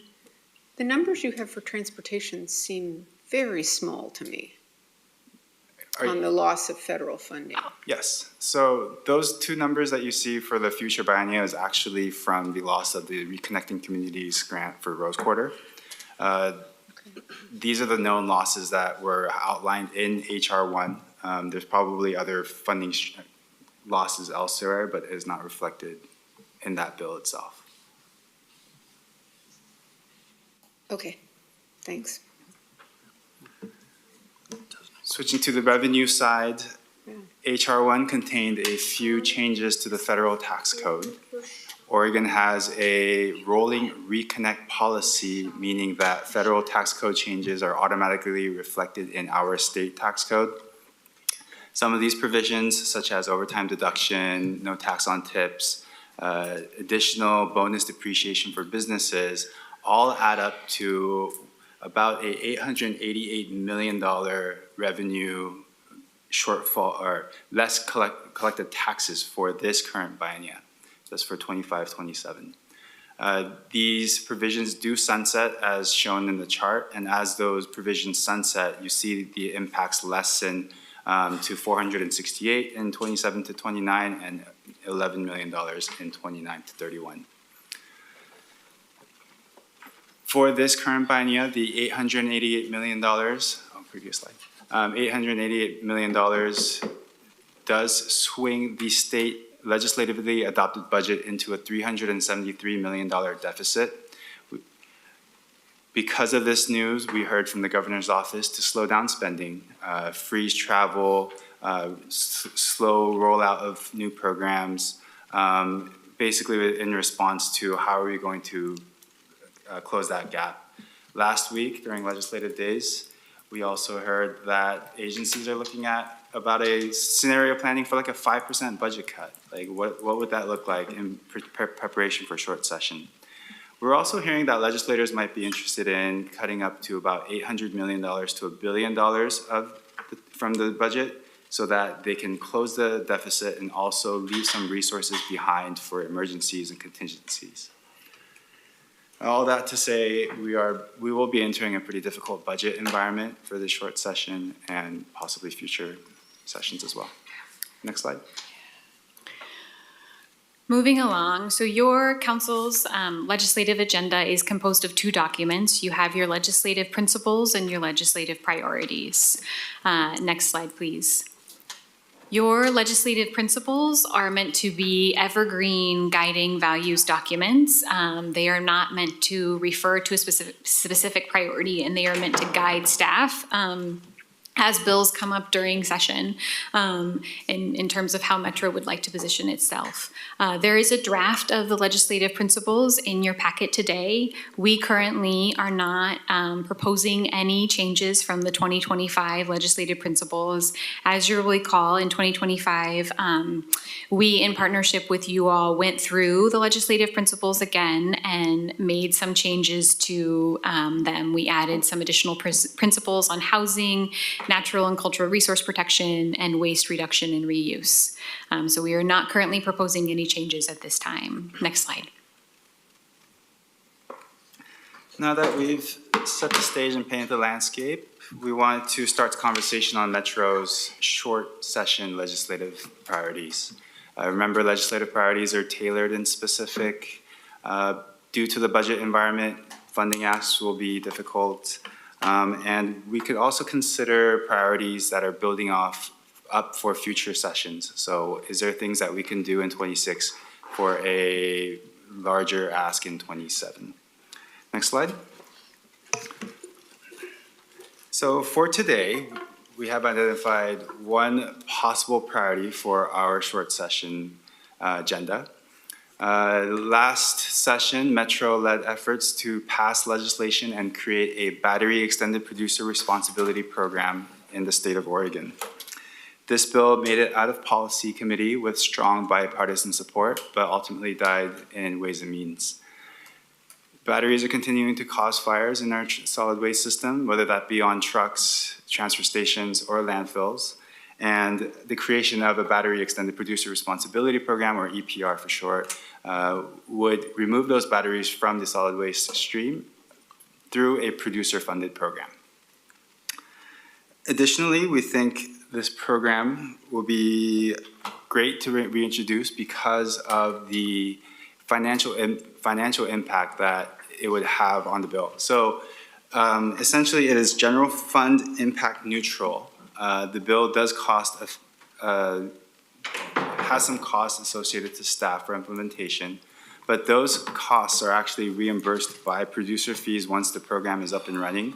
So based on the budget environment, this bill would essentially have a very quick return on investment through the general fund and very low minimal impact on the fiscal side. There is continued support from our stakeholders that developed this bill, and legislation has passed in other states. There's 14 other states that have developed battery EPR programs, with Colorado and Nebraska recently passing legislation in the 2025 session. Based on the budget impact of this bill and the progress that we made during the long session, this would be one potential priority to have in our short session agenda. Next slide. We have some additional priorities that we anticipate coming and speaking to you about in your November council session, and we want to just preview those briefly for you here today. So in the vein of bills that almost saw their way across the finish line but didn't quite, there is interest from coalition partners of bringing back some pieces around speculative event ticketing. There was a bill that passed last session with Metro's support that really tried to tamp down on some of the deceptive of marketing and website tactics that we see in the event industry, as well as some of the bot activities. Originally considered in that bill was also concepts around how to address some of the speculative pieces that are happening that harm consumers in event ticketing.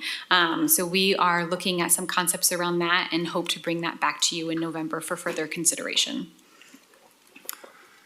And the next one, staff is participating in a work group to seek legislative clarity on serial communications, serial meetings, as well as possible fixes to the food and beverage compensation issue.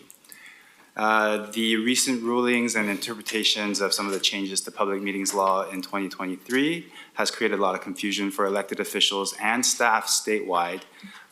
We are working with other public bodies along with a handful of legislators to craft potential solutions and hope to have some updates as they develop. Additionally, and I, don't know exactly what this is going to turn into, but we do know the importance of continuing to talk about the need for sustainable and comprehensive transportation funding for our state and for our region. I think a lot may depend on, what happens in the referral process and what this all looks like come start the beginning of short session. But I do believe there will be active conversations between now and short session. And as, short session ends and moving into long-term, looking at 2027 for a possible transportation package. So continuing to keep those conversations alive, continuing to center the JPAC priorities in that conversation, I think is incredibly important. In addition, I know that there were some key priorities, funding priorities for Metro Council for some specific transportation projects and programs this past session that did not see their way across the finish line. The two that come to mind in particular are high-speed rail and TV highway. And I think, continuing to think about how we can continue to elevate those programs in the short session to build towards a longer session ask, I think will be important. And in housing, homelessness, because of the challenges of possibly securing additional investments for services, I think we are interested in seeking policies, particularly around operational stability for affordable rental properties, so that they may be operating more in the black. So those are conversations that are happening right now at the staff level. Excited to share more as they develop. But because of the lack of investments, we're making that pivot to explore policy changes to support housing production, homelessness, and preservation of affordable properties. Next slide. So next steps, we'll be coming before you again in November. During now and then, we will be continuing to gather information, having conversations with staff, legislators, our partners, our external stakeholders, to further develop priorities so we can present to you in November. We're hoping to adopt a final agenda either in December or early January. Session starts February 2nd. Next slide. And finally, to end on a high note, we do have... I'm so hungry now. I know, I'm sorry. Apologies, Council President. What I thought was a high note, and that is your legislative breakfast. This has been a successful event that we have put on for the last couple of years, and we are bringing it back. We continue to get many, many compliments from legislators and legislative staff about our legislative breakfast. That is both about the content and, to be clear, is also about the food and the zoo encounter that often accompanies it. So we have holds on all your calendars for January 22nd. And are about to get the word out to our legislators as well to join us at the Oregon Zoo that morning to talk about our legislative priorities. Any special guests going to join us at that breakfast from the zoo? I think I imagine that, similar to prior legislative breakfasts, there will be perhaps a special guest or three to join us. Yes. Awesome. Mm-hmm. That concludes our presentation. We're here to answer any questions you might have. Thank you for that update. Councilors, any questions, suggestions at this moment? Good. Counselor Lewis and then Rosenthal. Sure, thank you so much. I am dismayed, as I think all of my colleagues are, Yep. with the budget. The repercussions that we're gonna have to deal with at the local level are the next step.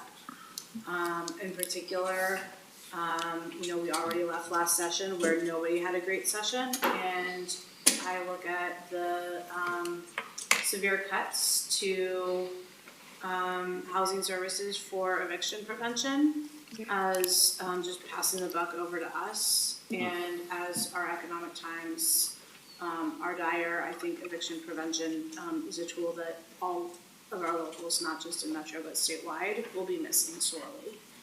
So I hope you will take that into account as part of the housing and homelessness bullet point that you had listed there. I will just put on the record here that I will, as the chair of the Willamette Falls Locks Authority, be going back for some unfinished business and $11.4 million of lottery bonds if there's lottery bond capacity. I'm optimistic that there might be. Historically, even in downturns, people still play the lottery, and they're also moving to 5 sales from 4 sales a year. So lots of opportunity for additional ways that we can get people to work right away with shovel-ready projects.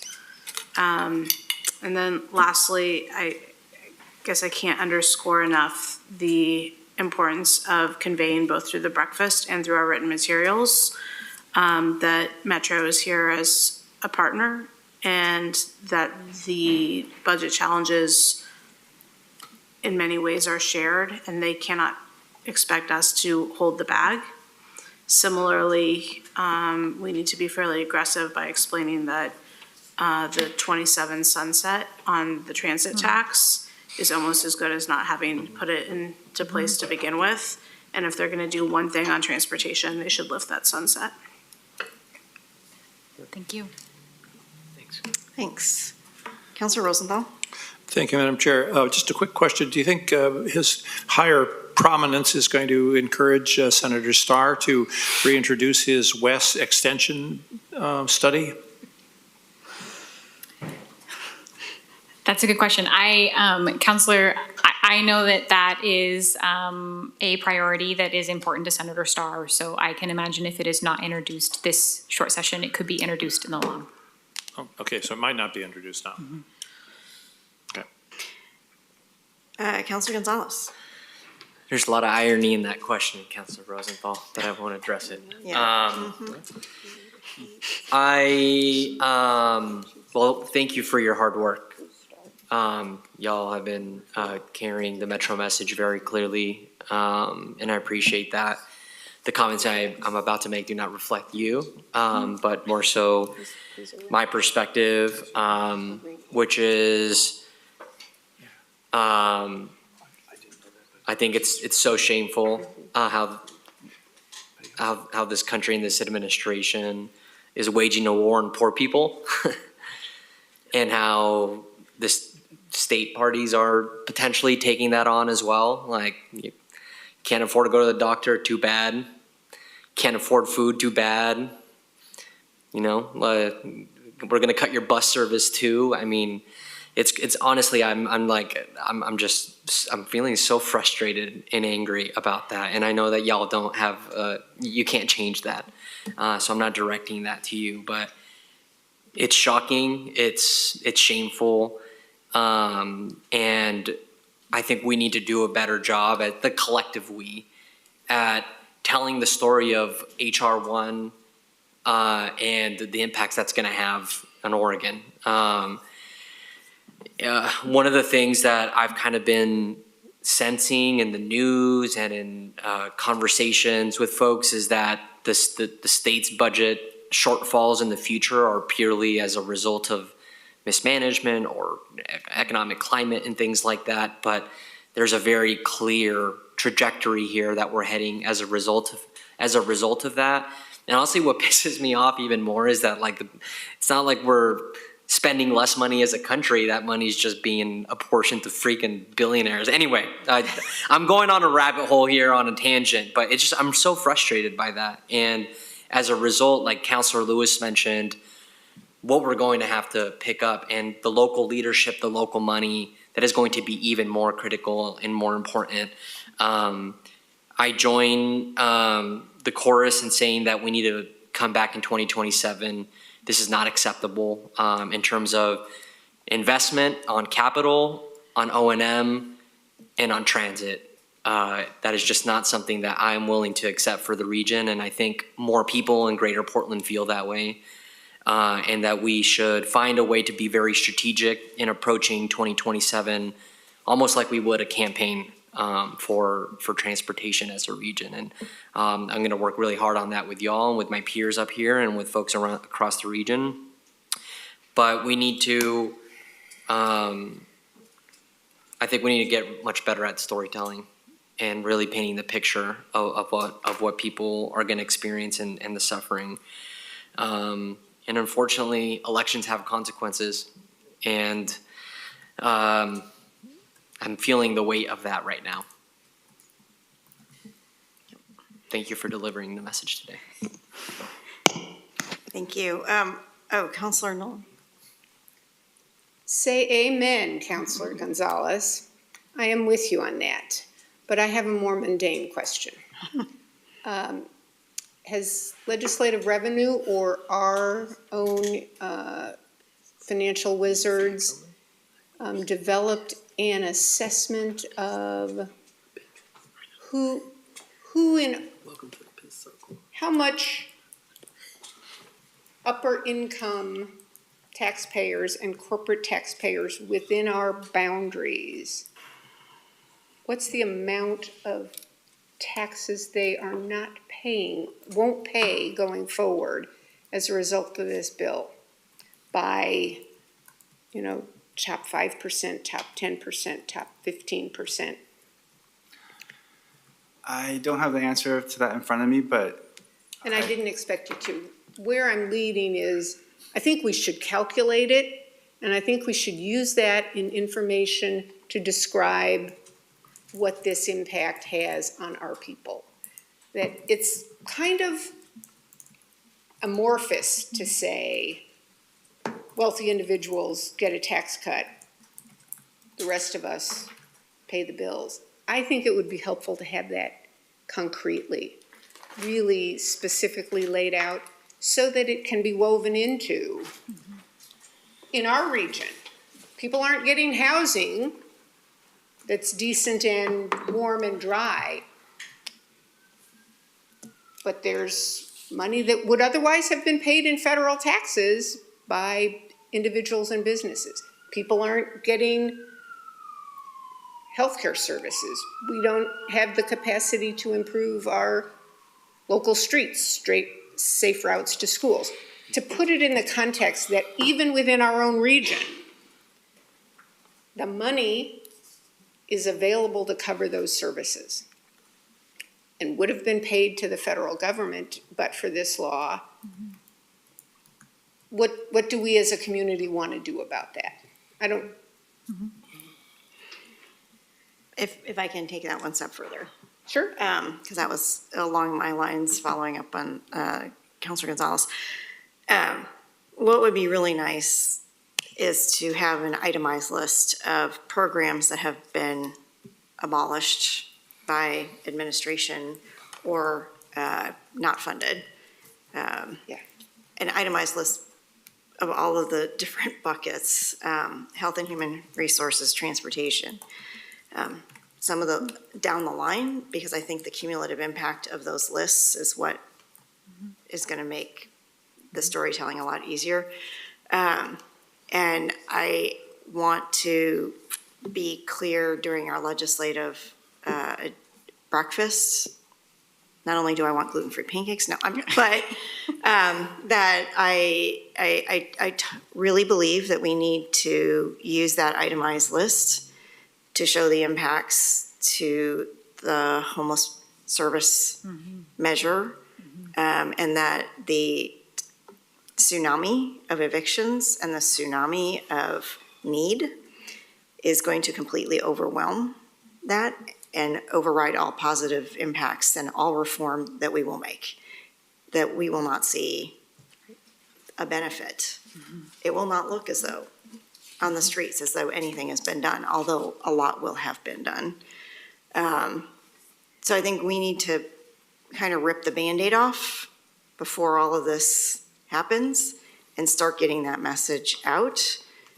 Not just on transportation, but specifically on SHS, because we're headed into a time where we're trying to make the case that this is a good program and it should be extended. So I think we need to spend a little time during that legislative breakfast on what is about to happen. Councilor Simpson. Thank you, Madam President. Thank you, Annalise. Thank you, Kyung, for your presentation. Like my colleagues, it's a gut punch, and I think it's one we knew was coming, right? We knew it was going to impact us. I guess as I reflect on it, and I'm glad Councilor Gonzalez has joined me in the pissed off camp. Yes. I can't help but think about the social safety nets, healthcare, and the residents of East County. And I particularly think back in my most recent memory here in COVID when it was pretty hard. Resources were not spread across, and I remember exactly what Councilor Gonzalez was speaking on was people couldn't feed themselves. We were handing out food boxes. I was at the Rosewood Initiative, so I was on the ground responding to these things, and I can't help but feel for the people in that district, because it seems like blow after blow after blow, with no recourse coming behind it. I hope that and we got 3 more years of this, so buckle up, that we can be as responsive, because I do want to say that we were really responsive as an agency through the leadership of obviously Marisa, our Madrigal, our COO, and staff here, in ways that we were not. Per our scope, per our charter, we showed up for our people. And I just want to say on the record that locals take care of locals, full stop. And we have to, no matter what's happening on the ground, federally, whatever, we have to make sure our people are cared for. But I worry for those that are already check to check, barely surviving, scraping, and getting by. It's been like that for a long time, but I don't know how we come back from this.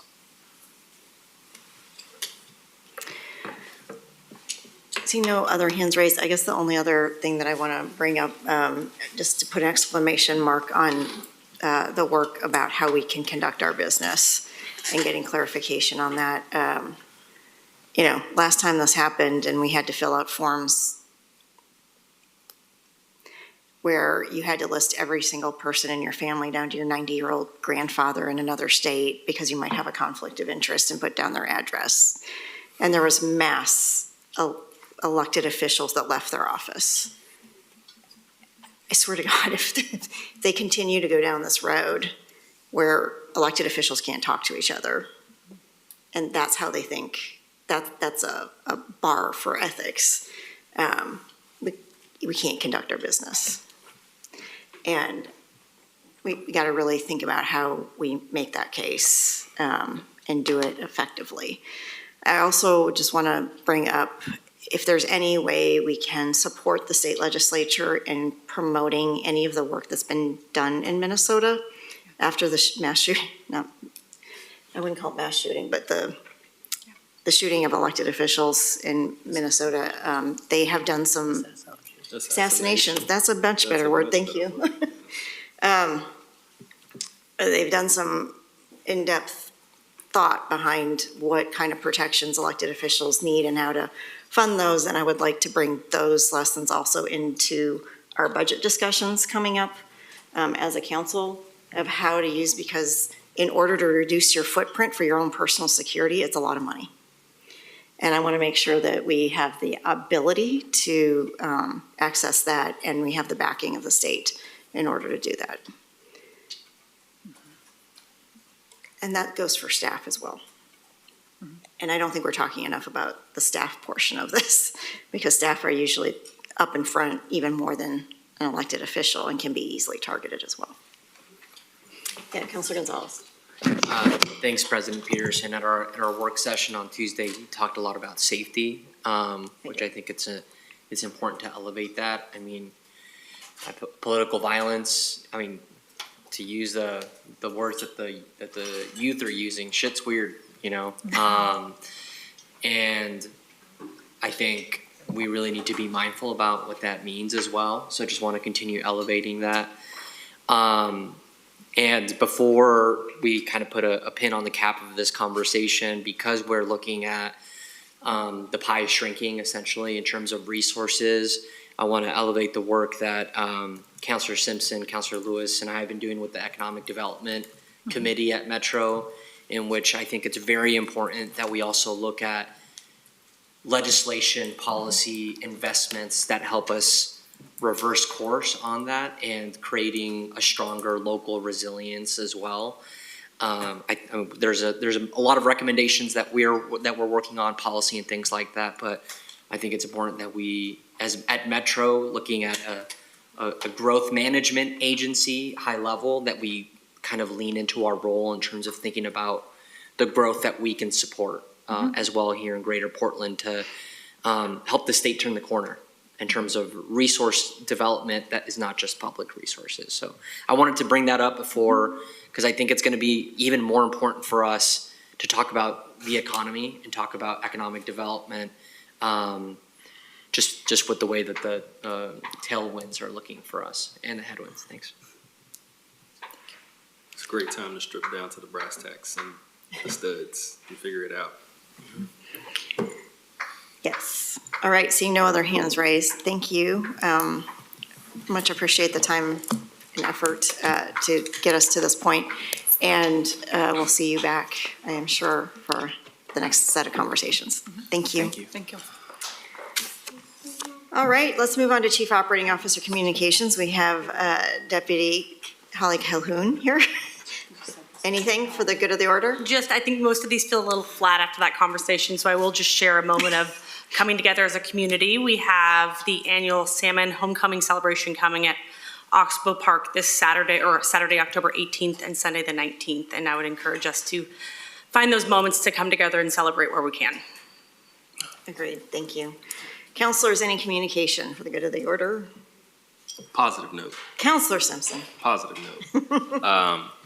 Thank you to the voters. Thank you to everybody who came out yesterday to the Terracina Vista ribbon cutting, 92 units of affordable housing right at 165th and Burnside along the Max track. We got to break bread and break ribbons with the city folks out in Gresham, as well as the developers and stuff. And these are the kinds of projects, honestly, just in this moment to stabilize families is what we need. So my hat goes off to everybody in the housing department, our director, Liam Frost, and everybody who supported this project moving forward. And now we are open. So awesome. Thank you. Good news. Councilor Rosenthal. Thank you, Madam Chair. Just a quick one. The Tualatin Riverkeepers had their gala this last weekend. Metro sponsored a table, I believe, and it was a nice event. They were very happy to continue to talk about the Tualatin River Water Trail, so that was nice. And then there was a town hall in Beaverton by the congressional representative that was attended by Councilor Gonzalez and I. There was a discussion of a lot of the uncertainties going on at the federal level. Anybody else? Okay. With that, we are adjourned. And our next regularly scheduled meeting is October 14th at 10:30 a.m. Thank you so much.